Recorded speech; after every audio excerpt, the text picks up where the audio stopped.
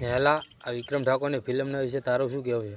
એમાં ફિલ્મમાં હીરોનું નામ અને ઓરિજિનલ નામ સેમ જ હોય. હા તો એમાં શું થઈ ગયું? માં ફાડી નાખી એને ગુજરાતી ફિલ્મ. એવું એમ? ખરેખર ગુજરાતી ફિલ્મોની માં ફાડવામાં જો કોઈ હરણફાળ ફાળો હોય તો એ ભાઈનો છે.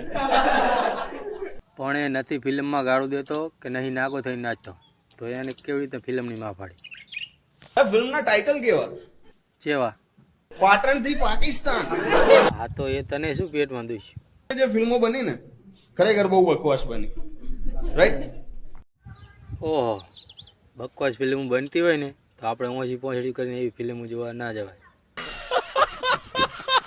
અને તું શું સવારના નાસ્તામાં ભેંસાનું સાણ ખાય છે, તો એવી ફિલ્મ જોવા શું કામ જાય છે?